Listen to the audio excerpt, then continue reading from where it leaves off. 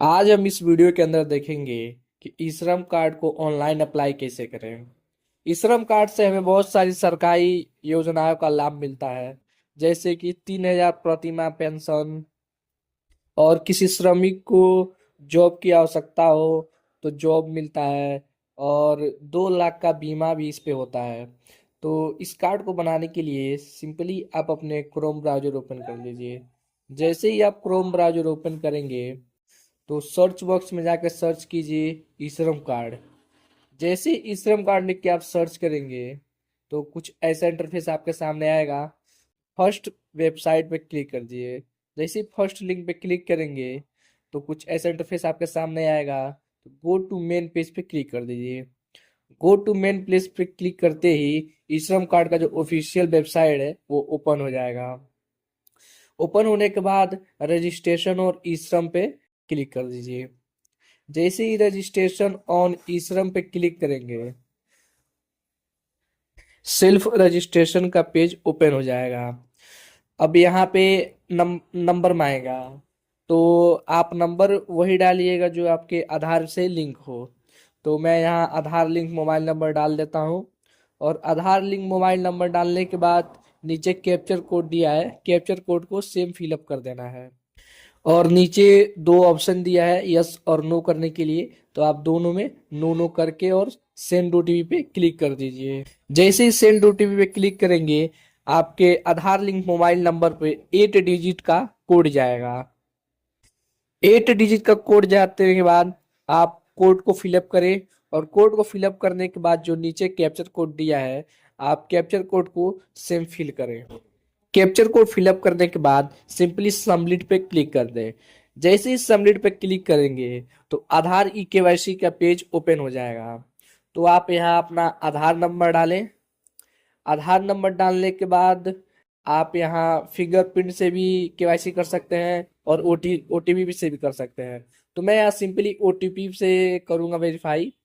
OTP पे click करके और कैप्चर कोड को फिल कर दीजिए। जैसा कैप्चर कोड है सेम आप कैप्चर कोड को फिल करके और चेक बॉक्स पे क्लिक करके और सबमिट पे क्लिक कर दीजिए।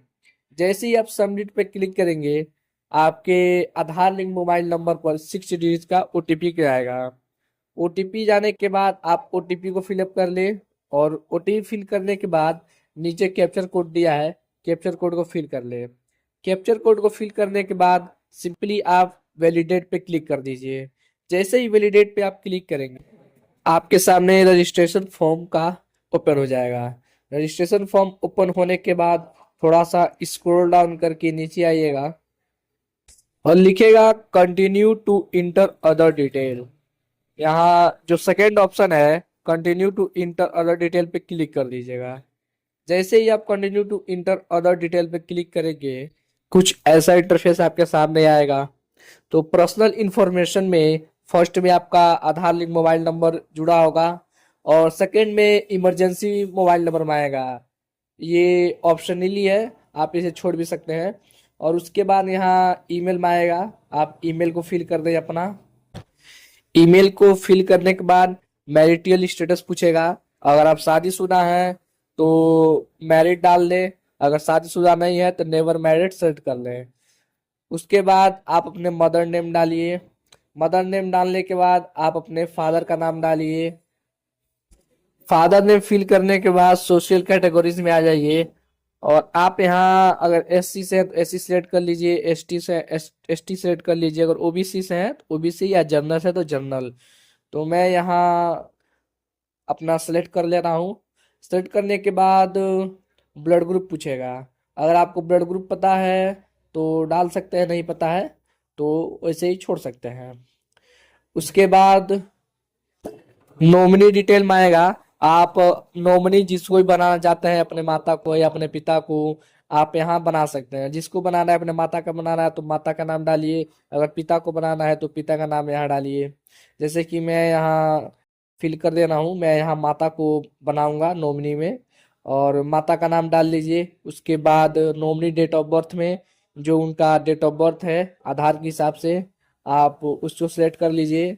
और जेंडर सेलेक्ट करने के बाद जिसका श्रमिक कार्ड बन रहा है उससे क्या रिलेशन है आप वो सिलेक्ट कर लीजिए। जैसे कि यहाँ मदर का रिलेशन है, मैंने वहाँ सिलेक्ट कर लिया। उसके बाद नॉमिनी एड्रेस डालिए। जो आधार में जो एड्रेस होगा आप उसको सेम फिल कर सकते हैं, उससे कोई दिक्कत नहीं है। मैं यहाँ आधार में जो एड्रेस है मैं फिल कर दे रहा हूँ। उसके बाद नॉमिनी का मोबाइल नंबर मांगेगा, और उनका मोबाइल नंबर पता हो तो डाल दीजिए, नहीं तो छोड़ सकते हैं। उसके बाद यहाँ सेव एंड कंटिन्यू पे क्लिक कर दीजिए। जैसे ही सेव एंड कंटिन्यू पे क्लिक करेंगे तो रेसिडेंशियल डिटेल आ जाएगा। रेसिडेंशियल डिटेल में पहले आप अपना स्टेट सेलेक्ट कर लिए। जैसे मैं यहाँ उत्तर प्रदेश का हूं, तो उत्तर प्रदेश सेलेक्ट कर लिया हूँ। उसके बाद डिस्ट्रिक्ट सेलेक्ट कर लीजिए। डिस्ट्रिक्ट सेलेक्ट करने के बाद उसके बाद स्टेट स्पेसिफिक आईडी में आएगा। ये भी ऑप्शनल है, आप इसे चाहे तो भर सकते हैं या फिर छोड़ सकते हैं। मैं यहाँ छोड़ देता हूँ। उसके बाद नीचे आ जाइए करंट एड्रेस में। करंट एड्रेस में आने के बाद अगर आप अर्बन है या रूरल है तो आप यहाँ सेट कर सकते हैं। उसके बाद एड्रेस लाइन 1 में आकर आप एड्रेस डाल दीजिए। जो आपका आधार में एड्रेस है सेम आप फिल करेंगे। एड्रेस फिल करने के बाद जो एड्रेस लाइन 2 है आप उसमें जो ऊपर एड्रेस डाले हैं चाहे तो आप उसको सेम फिल कर सकते हैं। मैं यहाँ फिल कर लिया। उसके बाद आप स्टेट के ऑप्शन में आ जाइए, अपना स्टेट सेलेक्ट कर लीजिए। स्टेट सेलेक्ट करने के बाद अपना डिस्ट्रिक्ट सेलेक्ट कर लीजिए। डिस्ट्रिक्ट सेलेक्ट करने के बाद सब डिस्ट्रिक्ट। उसके बाद आपका जो सिटी है अपना सिटी का नाम डालिए, और उसके बाद पिन कोड जो आपका है वो पिन कोड डाल लीजिए। पिन कोड डालने के बाद स्क्रॉल डाउन करके नीचे आएंगे तो स्टे एट करेंट लोकेशन, आप उस पते पे जो आपका आधार में पता है आप वहां पे कितने सालों से रह रहे हैं आप वो सिलेक्ट कर लीजिए।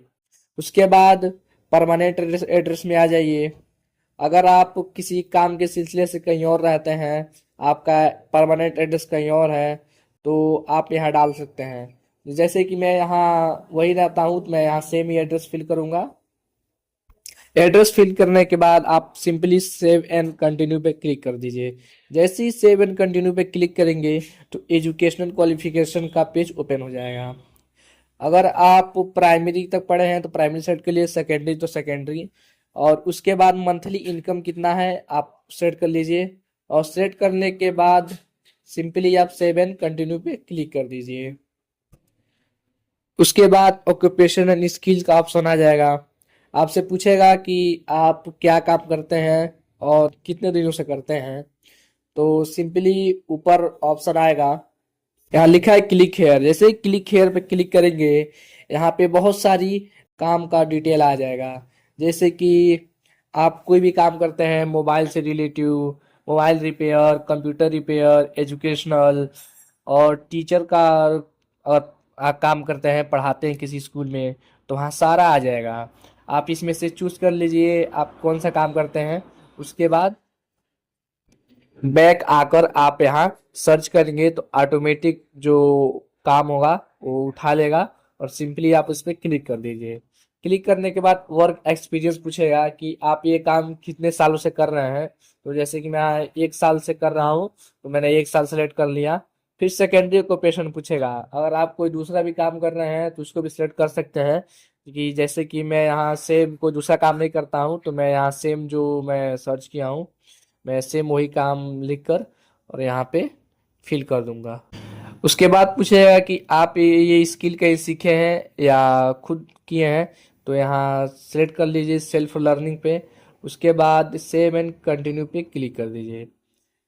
जैसे ही सेव एंड कंटिन्यू पे क्लिक करेंगे उसके बाद बैंक अकाउंट डिटेल का पेज ओपन हो जाएगा।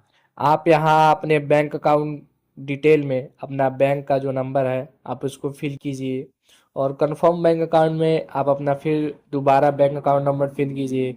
उसके बाद अकाउंट होल्डर नेम जिसका आप बना रहे हैं उसका नाम डालिए। नाम डालने के बाद लुकअप टू आईएफसी कोड में आप अपना आईएफसी कोड डाल लीजिए, और आईएफसी कोड डालने के बाद जैसे ही आप सर्च पे क्लिक करेंगे तो जो आपका बैंक अकाउंट का नाम है, ब्रांच है, वो ऑटोमेटिक सर्च कर लेगा। जैसे ही आपका बैंक अकाउंट डिटेल उठा लेगा उसके बाद सेव एंड कंटिन्यू पे क्लिक कर दीजिए। जैसे ही सेव एंड कंटिन्यू पे क्लिक करेंगे तो प्रीवियस सेल्फ डिक्लेरेशन का जो फॉर्म है ओपन हो जाएगा। आप यहाँ पे देख सकते हैं अपना डिटेल पूरा, और इसमें कोई चेंजिंग करना हो चेंजिंग कर सकते हैं। जैसे कि मेरा यहाँ सही है तो मैं यहाँ चेकबॉक्स पे क्लिक करूंगा और यहाँ सिंपली सबमिट पे क्लिक कर दूंगा।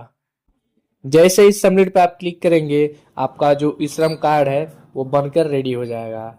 और उसके बाद यहाँ आप साइड में देख सकते हैं कि आपको सरकार की तरफ से कौन कौन सी योजनाओं का लाभ मिल सकता है, जैसे कि फाइंड एलिजिबल शेड्यूल, फिर national care service, looking of skills, enrollment for pension. ये जो पेंशन है आपको प्रति माह 3,000 रुपये मिलेगा। और उसके बाद अगर आप चाहें तो कार्ड को डाउनलोड भी कर सकते हैं। ऊपर लिखा है डाउनलोड, आप सिंपली डाउनलोड पे क्लिक करेंगे तो आपका जो कार्ड होगा डाउनलोड होकर आपके फाइल में चला जाएगा।